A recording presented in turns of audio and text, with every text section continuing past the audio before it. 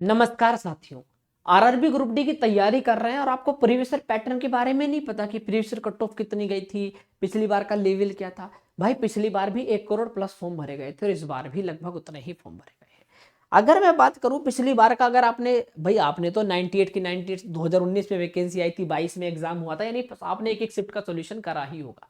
तो पिछली बार तो बहुत डिफिकल्ट, बहुत चैलेंजिंग क्वेश्चन थे। इस बार की आप देखो जितनी भी शिफ्ट आ रहे हैं उसमें तो कोई हार्ड क्वेश्चन ही नहीं आए। बच्चे 82 87 92 95 करके आ रहे हैं, यानी इस बार तो लेवल उतना है ही नहीं देखने को मिल रहा है।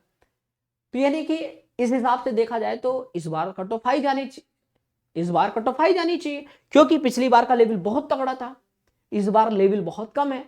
बच्चे ज्यादा स्कोर करके आ रहे हैं, ज्यादा चैलेंज है भाई साहब हमारे सामने। फिर तो यानी इस बार स्कोर कितना जा सकता है, सेफ स्कोर क्या होना चाहिए, यानी जिस आने वाले बच्चे जो है कितना स्कोर लेकर चले। पता चल रहा है आप वहां पर कम स्कोर करके आ रहे हैं, वहां तो आप जो कम क्वेश्चन करके आ रहे हैं, तो सिलेक्शन कैसे होगा फिर। तो कितना कम से कम करके आना है, वो सारी बात कर लेते हैं ना। चलिए मेरे प्यारे साथी, आज हमारा मेन टॉपिक रहेगा कट ऑफ का। आज अपन लोग कट ऑफ पर बात करने वाले हैं। इससे पहले मैं आपको समझा देता हूं, आरआरबी ग्रुप डी के लिए मैंने नॉन स्टॉप 12 घंटे की मैराथन, आपने कहा था विकास भैया हमारे लिए एक ऐसी क्लास, क्योंकि हमारे पास इतना दिन नहीं है कि मैं एग्जाम से पहले रिवीजन कैसे करूं वन शॉट के माध्यम। तो वन शॉट सॉल्यूशन मैंने 25 चैप्टर का दे दिया है। मैंने आपके लिए 30 दिन टेस्ट मैराथन, 21 दिन 21 मैराथन, 190 लेक्चर का पूरा बैच, 70 लेक्चर का शॉर्ट बैच, मैंने सब कुछ प्रोवाइड कराया। पर बहुत सारे बच्चों की डिमांड थी कि सर इतनी कम समय में कैसे चीजों को कवर कर सकते हैं, तब मैंने आपके लिए प्रोवाइड करा रहा हूँ। ठीक है, तो मैं अपनी तरीके से प्रयास पूरा किया है। मैंने आपको देखो चैप्टर वाइज पूरा बैच कराए, 30 दिन 30 मैराथन, 21 दिन 21, सब कुछ मैंने बुक वगैरह सब कुछ पढ़ाई है। ठीक है, ये बैच पूरा 190 लेक्चर में खत्म किया। मैं अपनी तरीके से प्रयास किया, रीजनिंग बाबा चैनल को हर एक वो कंटेंट, फ्री कंटेंट देने का प्रयास किया है और करता रहूंगा मेरे भाई। और इस एग्जाम की तैयारी भी मैं आपको पूरा कराऊंगा मेरे भाई। हर एक शिफ्ट का आपको मैंने सब कुछ बताया है कि किसमें क्या हुआ था क्या नहीं हुआ है, इसकी तैयारी मैंने शानदार पहले ही करा चुका हूं। पर मेरे भाई आने वाले जो भी साथी हैं, तैयारी बिल्कुल, मैंने कहा ना एग्जाम से जस्ट पहले भी अगर आप देख रहे हो ना इस वीडियो को, तो मेरे भाई आपको जो मैंने आपको बताई है ना non stop 25 chapter one short video, वो जरूर देखना।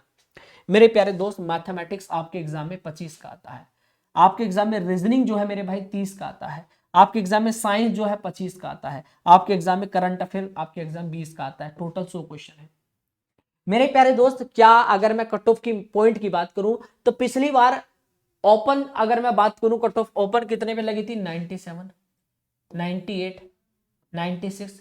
पर सर नॉर्मलाइजेशन की बात बताओ ना, फाइनल कट ऑफ कितने पे गई थी। Final cut off normalization marks की बात कर लेते हैं मेरे भाई, कितने पे गई थी, 68 पे।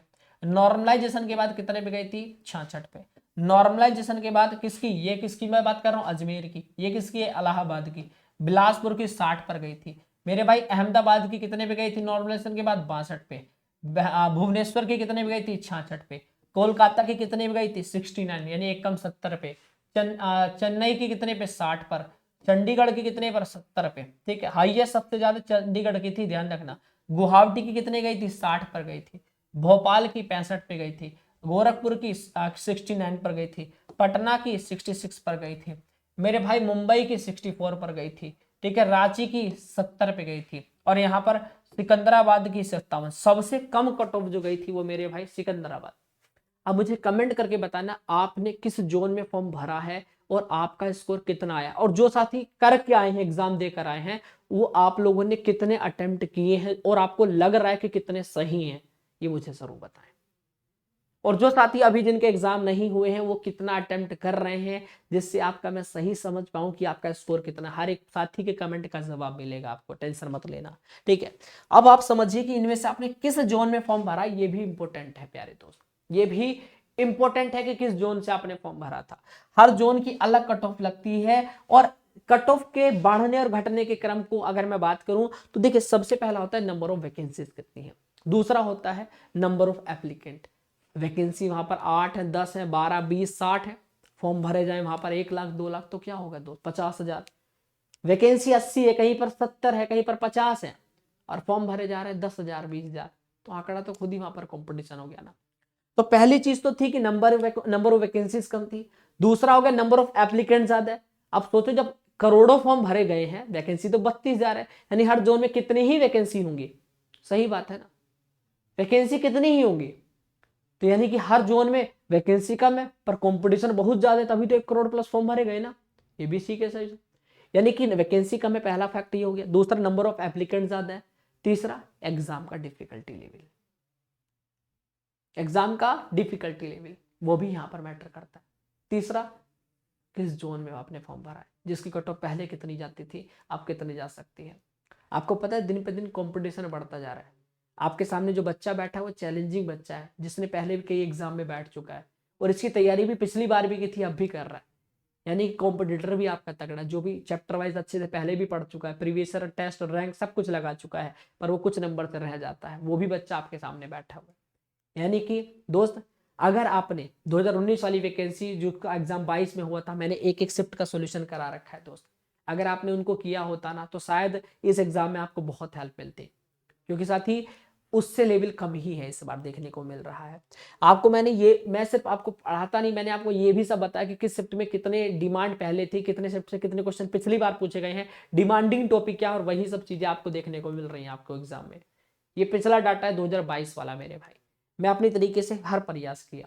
और मेरे भाई अभी भी एग्जाम से पहले रिवीजन करना है, जो भी साथी चैप्टर वाइज रिवीजन करना चाहते हैं, ये मेरी वर्बल नॉन वर्बल पूरी आपकी बाइलिंगुअल किताब है रीजनिंग बाबा की। आप 2500 प्रश्न आपको इसमें कंप्लीट मिल जाएंगे। ये आपको कवर किए एग्जाम लेटेस्ट पैटर्न पर मेरे भाई। तो रीजनिंग बाय विकास सर, ये मेरा इंस्टाग्राम में वीडियो के नीचे लिंक मिल जाएगा, जाकर मुझे डीएम करें, ठीक है, और फॉलो करके डीएम कर देना। इसका कोई चार्ज नहीं लगेगा, आपको फ्री में आपको मिल जाएगी। बस मेरे भाई तैयारी शानदार रखो, सपने आपके हैं, पूरे आपको करने हैं मेरे भाई। चैलेंज है बिल्कुल, आपकी लाइफ में चैलेंज है, पर सपने तो पूरे करने के लिए आपको आगे बढ़ना पड़ेगा ना दोस्त, तो बढ़ते क्यों नहीं है, ठीक है। हमारे एग्जाम में 4 सब्जेक्ट है, मेहनत करो मेरे भाई। आप बताओ, आपको मैथ में आराम से आप यहाँ पर कितने 20 क्वेश्चन कर पा रहे होंगे। आप रीजनिंग में बहुत सारे बच्चे 30 में से 30 भी कर दे रहे, मैं कह रहा हूँ 25 भी, नॉर्मल कह रहा हूँ 25 भी कर दोगे ना, 25 सही कर लोगे ना। साइंस में 20 में से 25 में से मैं कह रहा हूँ ज्यादा मत करो, 18 कर लोगे। जीएस में 20 में से मान लो 15 आप कर दोगे, ठीक है। कितना एवरेज आ रहा है, 5 5 10 8 18 का 8, एक कैरी हो गया, 2 2 4 5 6 1 7, कितना हो गया 78। बताओ, मैंने एक नॉर्मल स्कोर लिया तब मेरा 78 आ रहा है मेरे भाई। और मैं एक चीज कह रहा हूँ, आपको इतना नहीं करना है, आपका पिछली कट ऑफ 70 हाईएस्ट गई थी, बस आप क्या करना, आपका एवरेज जो है वो 75 से 80 के बीच होना चाहिए, बस इतना ध्यान रखना। जो बच्चे कहे ना विकास भैया सेफ क्या है, 75 से 80, जो आपको सही ले, अभी आपके हिसाब से इतने सही होने चाहिए आपके एग्जाम में। अगर मैं रो स्कोर की बात कर रहा हूं, मैं कट ऑफ की बात नहीं कर रहा, मैं पहले भी बोल दे रहा हूं, कट ऑफ तो नॉर्मलाइजेशन के बाद कितनी भी बढ़ सकती है, घट भी सकती है भाई। हो सकता है किसी जोन की 65 पे भी सिलेक्शन होगा, किसी का 64 पे भी होगा, जी हाँ बिल्कुल, किसी का 57 पे भी सिलेक्शन होगा, किसी का 55 में भी होगा, सच बोल रहा हूं मेरे भाई। पर किसी का 71 पे भी होगा, किसी का 75 पे भी होगा, किसी का 74 पे भी होगा। हम यहाँ कट ऑफ की बात नहीं कर रहे, आप रो स्कोर कितना लेकर चलोगे, हम ये बात कर रहे हैं, ठीक है। कभी कहो विकास भैया कट ऑफ कितनी, कट ऑफ नहीं, मैं रो स्कोर की बात कर रहा हूँ। इतना लोगे सेफ जोन में रहोगे, सेफ आपका रहेगा सब कुछ। बाकी रीजनिंग के इंपॉर्टेंट चैप्टर आने वाली शिफ्ट वाले बच्चे इनको तैयार कर लेना। अल्फाबेट आपके एग्जाम का डिमांडिंग टॉपिक है, सीरीज भी, एनालॉजी भी, क्लासिफिकेशन इतना डिमांडिंग नहीं है। मैं डिमांडिंग टॉपिक पर आने को तो आएंगे, ठीक है। क्लासिफिकेशन अच्छा तैयार कर लो, लॉजिकल सीक्वेंस वाला, रैंकिंग भी, सेटिंग बहुत इंपॉर्टेंट है, हर सेट में 2 किसी में 3 भी आएंगे। डायरेक्शन का किसी एक में 1 किसी में 2 आएंगे। ब्लड रिलेशन के 2 क्वेश्चन पक्के हैं। रूल इंस्ट्रूमेशन नहीं आएगा। Condition letter number and symbol ये आपका आता है कि किसके आगे सम है पीछे भी सम है, उसके आगे लेटर होना चाहिए पीछे नंबर, ऐसे क्वेश्चन, ठीक है। ये वाले हो गया, ठीक है। आपके एग्जाम में ना क्यूब क्यूबॉइड, ना डाइस, ना क्लोक, ना कैलेंडर, मैथमेटिकल आएगा, मिसिंग आएगा। इनइक्वालिटी के 1 क्वेश्चन किसी शिफ्ट में 2 भी देखने को मिलेंगे। वेन डायग्राम का 1 क्वेश्चन, इनपुट आउटपुट नहीं आता। अर्थमेटिकल रीजनिंग आता है, ठीक है। डिसीजन मेकिंग नहीं आता। सिचुएशन रिएक्शन टेस्ट नहीं आता। वेरिफिकेशन ऑफ ट्रूथ और स्टेटमेंट नहीं आता।